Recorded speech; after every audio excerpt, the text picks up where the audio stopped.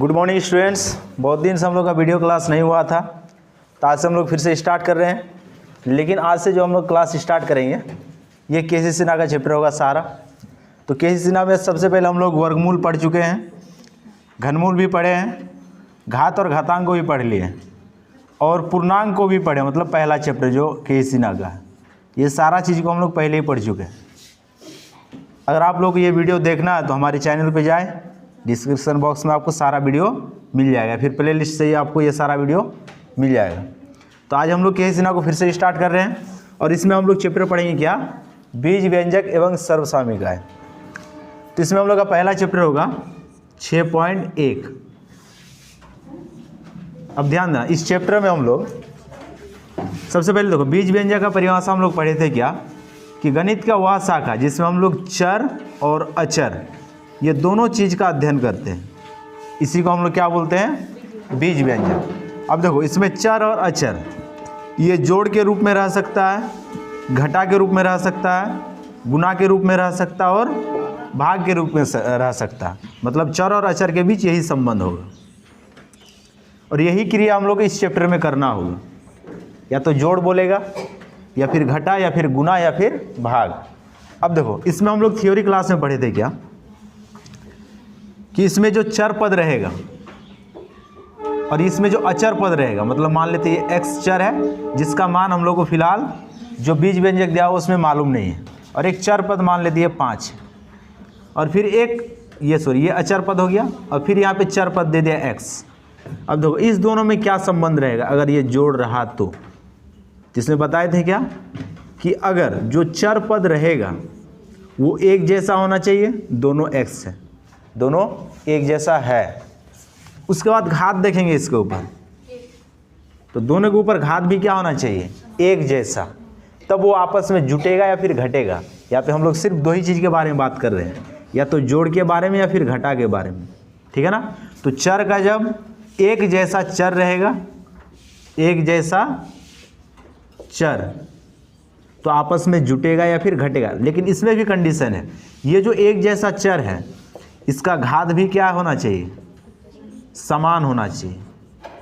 कहने का मतलब हो गया क्या, कि अगर ये यहाँ पे एक्स स्क्वायर है और ये भी एक्स स्क्वायर है तब ये आपस में जुटेगा या फिर घटेगा। अगर यहाँ पे एक्स स्क्वायर और जोड़ या फिर घटा, उसके बाद एक्स पे घात 3 दे दिया, तो इसको हम लोग ना ही आपस में जोड़ सकते ना ही घटा सकते हैं, इसका रूप यही रह जाएगा। ये सारा चीज़ हम लोग थ्योरी में भी पढ़े थे, ठीक है। तो इस चैप्टर में हम लोग सिर्फ इसी चीज़ को पढ़ेंगे। चलो हम लोग चैप्टर को स्टार्ट करते हैं। अब देखते हैं इसमें सवाल क्या क्या सब दिया हुआ है।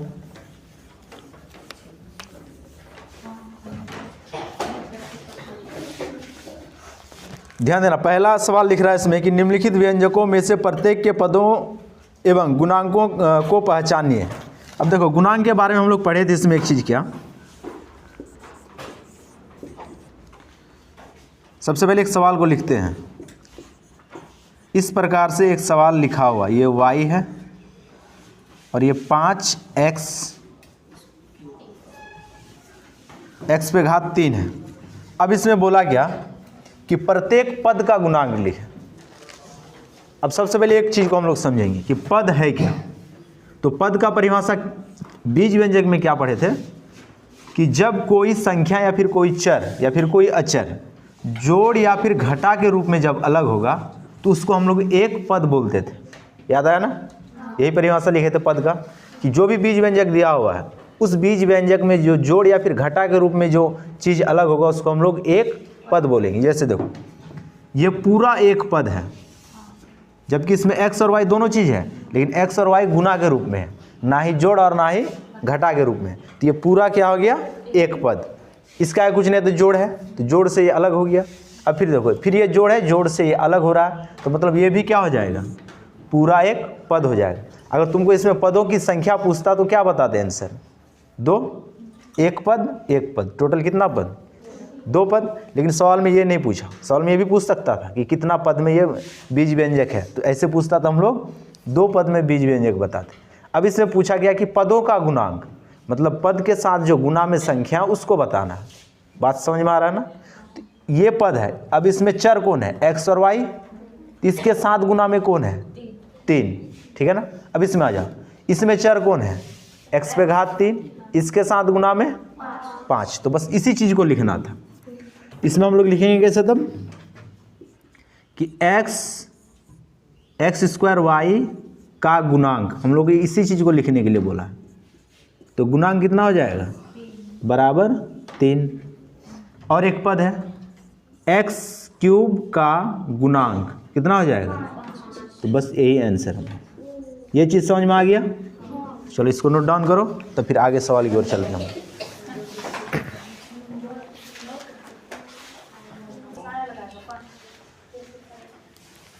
एक नंबर का सारा सवाल बन जाएगा। अब चलते हैं हम लोग 2 नंबर में। तो ध्यान से सुनना, 2 नंबर में क्या बोल रहा है कि निम्नलिखित बहुपदों को एक पदी, द्विपदी एवं त्रिपदी के रूप में व्यक्त करें। तो में वर्गीकृत करें, मतलब नीचे जो सवाल लिखा हुआ है इसमें से कौन कौन एक पद में है, कौन द्विपद में है और कौन त्रिपद में है। अगर उससे अधिक पद में तो उसको नहीं लिखना है, सवाल में ऐसा बता दिया गया है। तो अब देखो पहला सवाल देखो इसका, इसमें पहला सवाल लिख रहा है क्या 2x - 5। अब इसमें अगर पद पूछे तो कितना पद है इसमें 1 2 है ना, ये घटा से अलग है। ये भी एक पद होगा, इसमें चर रहे या फिर ना रहे, लेकिन वो जोड़ और घटा के रूप में अगर अलग हो रहा है तो उसको हम लोग क्या बोलेंगे पद बोलेंगे। तो इसमें टोटल कितना पद है 2 पद। इसमें क्या लिखेंगे द्विपदी। समझ में आ गया, ये इसका आंसर हो गया। अब चलो इसी में हम लोग आगे देखें। एक सवाल इसमें और दिया हुआ क्या कि 2y - 3y² + 4y³ कितना पद हो जाएगा इसमें 1 2 3। तो ये कहलाएगा क्या त्रिपदी। ये समझ में आ गया। अब आगे देखते हैं कोई एक सवाल, जैसे देखो इसमें और एक सवाल दे दिया AB BC CD AD, ये कितने पद में है। अगर ये पद में पूछेगा तो 1 2 3 4, ये 4 पद ही है, लेकिन सवाल में हम लोग को 3 ही पद तक लिखने के लिए बोला, ठीक है ना। तो हम लोग 3 ही पद तक लिख दिए, लेकिन ये 4 पद ही है, सवाल में इसको लिखने के लिए मना किया। तो इसमें हम लोग क्या लिखेंगे, ये पदों की, ये तो पद में है लेकिन 3 ही तक लिखना था। जिसमें लिखेंगे क्या पदों की श्रेणी में नहीं है। ये तो पद है लेकिन ये 4 पद ही है, लेकिन हम लोग को लिखना था कहाँ तक 3 ही पद तक लिखना है। ये चीज़ समझ में आ गया। चलो इसको उतारो, तब फिर हम लोग आगे चलेंगे।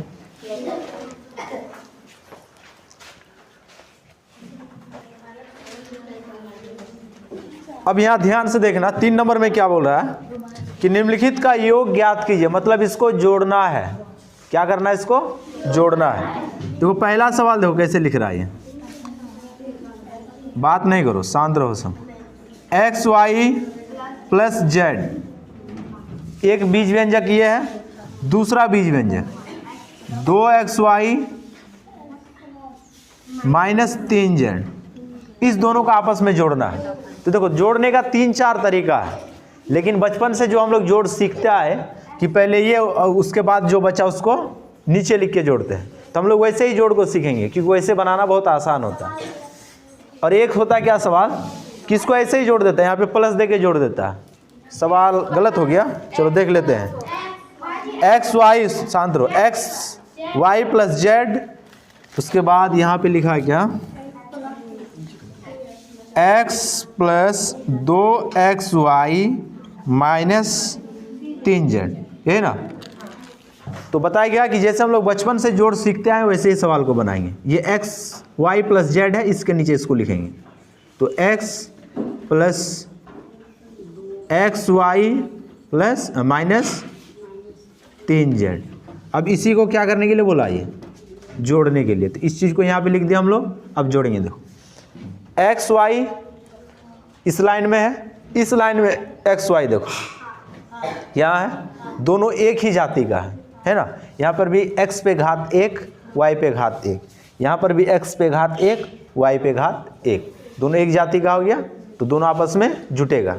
यहाँ पे 1 बार प्लस में और यहाँ पे 2 बार प्लस में, तो 3 बार प्लस में हो गया ये। यहाँ तक ठीक है। अब आगे चलते हैं। इस लाइन में Z इस लाइन में जेड है ना, दोनों जगह जेड है, मतलब चर तो मिल गया। अब घात देखो, इस पे घात 1, इस पे भी घात 1 है ना, तो दोनों आपस में जुटेगा। एक बार प्लस में, 3 बार माइनस में, तो कितना बार बच गया? 2 बार बच गया। अब 2 बार प्लस में या माइनस में? माइनस में, क्योंकि बड़ा वाला में माइनस है। अब देखो इसके अलावे जो बचा, इस लाइन में तो कुछ नहीं बचा, लेकिन इस लाइन में बचा हुआ है। इस लाइन में क्या बचा हुआ है? x, तो इस x को प्लस में लिख देंगे क्योंकि ये प्लस में ही है। ये चीज़ समझ में आ गया ना? तो बस यही हो गया आंसर। बस तुम लोग के माइंड में एक ही चीज़ होना चाहिए, क्या कि एक जैसा चर और उस पर भी घात एक जैसा हो, तब वो आपस में जुटेगा या फिर घटेगा। उतारो इसको जल्दी से।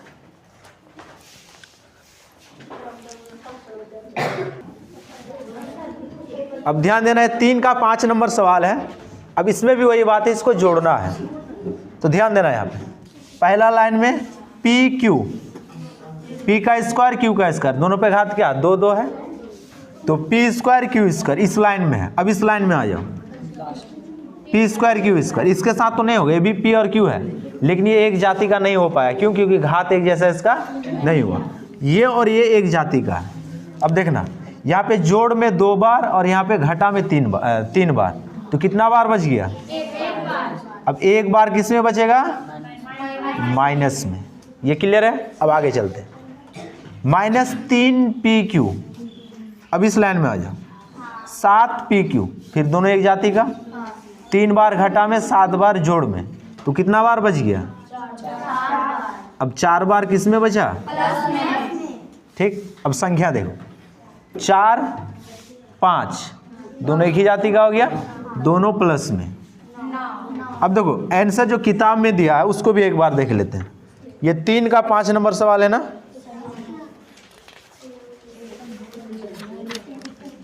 तीन का 5 नंबर सवाल, ठीक है, ऐसे ही लिख दिया। ऐसा भी हो सकता है क्या कि प्लस वाले को पहले लिखे, माइनस वाले को बाद लिखे, तो उससे कुछ फर्क नहीं पड़ता। ठीक है, लेकिन आंसर में ये चीज़ आना चाहिए। तो हम लोग के पास ये आ गया आंसर। तो 3 नंबर का आई होप कि सारा सवाल तुम लोग सब बन सकता है। ठीक है ना? अब हम लोग 4 नंबर देखेंगे। पहले इसको उतार लो जल्दी से।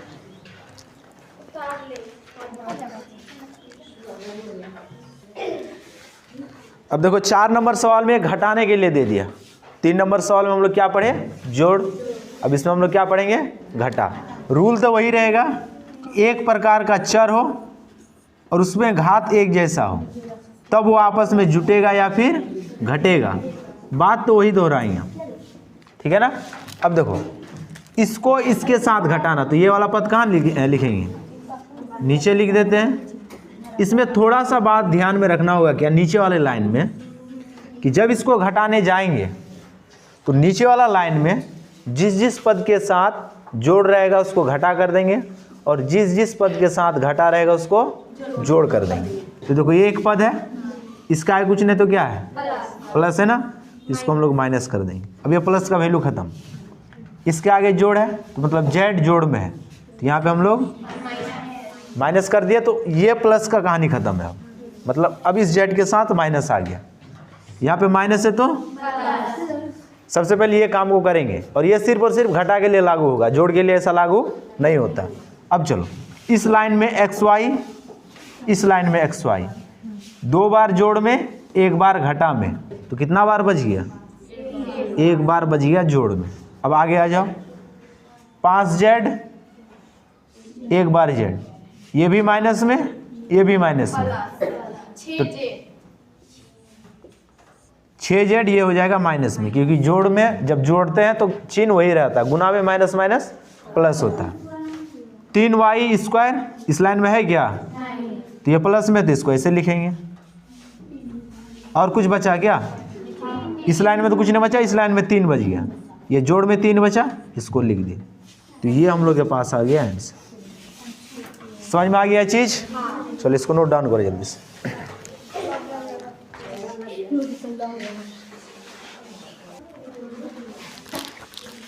अब देखो 4 का 4 नंबर सवाल ये दिया हुआ है, ये पहला बीज व्यंजक है और ये दूसरा वाला बीज व्यंजक। अब इस बीज व्यंजक को इसके साथ घटाना है, सवाल में ही बताया। तो सबसे पहले हम लोग चिन्ह को बदलेंगे, जैसे इससे पहले वाले सवाल में देखे क्या कि जो जोड़ में उसको माइनस और जो माइनस है वो प्लस, तो सारा चिन्ह को हम लोग बदल दें, बात नहीं करो, ठीक है ना। अब ये सारा का वैल्यू ख़त्म हो गया, सारा कहानी इसके ऊपर आ गया, ठीक है। अब देखो 18 सिर्फ और सिर्फ ये संख्या है, इस लाइन में सिर्फ संख्या यहाँ पर 18 प्लस 10 भी प्लस, तो ये हो गया कितना 28। पहला का काम हो गया। 3p सिर्फ और सिर्फ p, इस लाइन में यहाँ ये भी प्लस, सॉरी ये माइनस ये प्लस, तो 8 प्लस में है और 3 माइनस में है, तो ये घट जाएगा, तो प्लस में 5 बार बच जाएगा ये। अब चलो आगे, 11q माइनस में, इस लाइन में 7q ये भी माइनस में, 11 और 7 ये हो गया 18q, तो माइनस का चिन्ह आ जाएगा, यहाँ तक पहुँचेगा। अब इसमें आ जाओ, 5pq 3pq दोनों प्लस में, ये भी प्लस ये भी प्लस, तो 8pq। अब आगे चलते हैं, -2pq square, 4p square Q, ये तो नहीं होगा, यहाँ पे होगा, देखो 5pq स्क्वायर, ये भी माइनस में ये भी माइनस में, तो 5 और 2 7pq स्क्वायर माइनस में। अब अगला पद देखो, 5p square Q 4p square Q, वो प्लस में ये माइनस में, वहाँ पे 5 बार यहाँ पे 4 बार, तो घट के बच गया 1 बार। इसके अलावा शायद और कुछ नहीं बचा होगा, ये पूरा आंसर होगी। तो 6.1 केसी सिन्हा का ये पूरा समाप्त हो गया। सारा सवाल को बनाओगे, इसमें 1 से लेके 4 तक सवाल दे दिया इसमें। अब इसमें जो दिक्कत होगा कल वाले क्लास में हम लोग डिस्कस करेंगे, ठीक है। तो आज के लिए हम लोग क्लास को यहीं से समाप्त करते हैं। धन्यवाद।